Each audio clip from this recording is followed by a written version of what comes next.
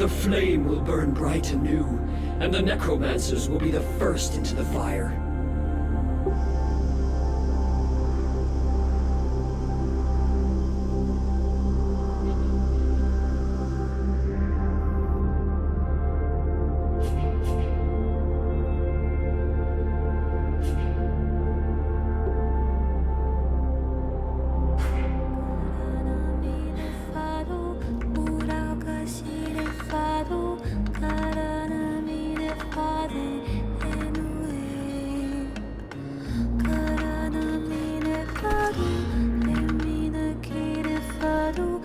If I remove these spears, the Ice Lords will lose their power.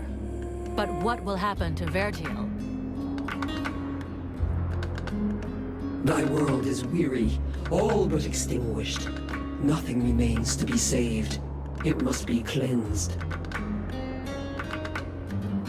But inside me is all the power necessary to regenerate my world. At the cost of mine? Do not think it. Vertiel needs the world heart. Thou canst not sacrifice it thus. There are still dragons, and the necromancers will be destroyed. The fire of the world heart is not completely out. It will burn bright again, in time. But without us, I forbid thee to do this. I will not die for thee.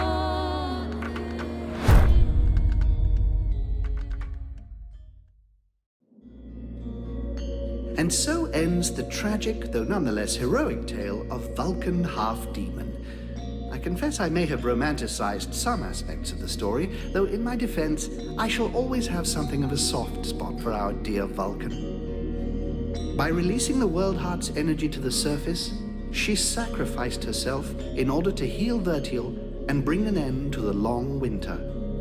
Ill-prepared for such a powerful energy surge, the Ice Lords were instantly reduced to cinders. I can tell you, no tears were shed at that funeral. Of course, it was only a few centuries before other would-be mages attempted to follow in their footsteps, though what wonderful centuries they were. With Captain Buffalo leading them, the Freeborn Blades legend grew, and they flourished for a time. Sadly, the legend of Buffalo's immortality proved less than accurate, and after 27 battle wounds and another 40 or so years, he eventually died in his bed, to the great sadness of the 3 charming young women who were sharing it with him at the time. Edwin's corpse was mutilated and burned by the command of King Relmar. Such a waste. I remember being quite disappointed at his decision, as I had hoped I might be able to inhabit her body. It had been an absolute age since I was last inside a woman. To no one's great surprise, Relmar proved to be a formidable monarch. Strong, just, and loved by all. He returned a sense of pride to the elves that the war had stolen from them. He often spoke of how much he missed his outlaw years while being forced to sit through long meetings and dealing with political wranglings. But he was greatly helped by the knowledge and wisdom he gleaned from Arundel's Soul Stone, and he went on to found his own dynasty. Being something of a romantic, he swore he would never marry again, as the queen he had lost was irreplaceable. He was true to his word, and contented himself instead with an extremely large number of concubines. The Red Scribes... Oh, really? Don't get me started on those imbeciles. Nonetheless, it would be uncouth of me not to mention how heartbroken young Sybil was by Vulcan's death.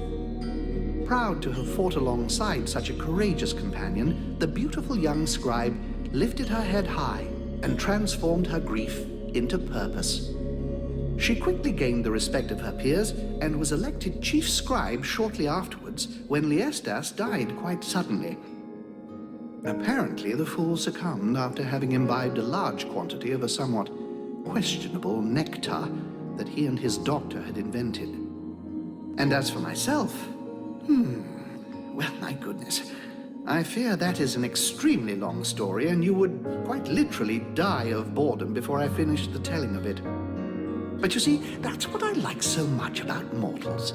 Their stories last just about the right amount of time, give or take a few decades, and then they're done. And then they come around again. One thing is certain, I have all the time in the world, so who knows? I may get to tell you other tales, if you live long enough. Toodle-pip.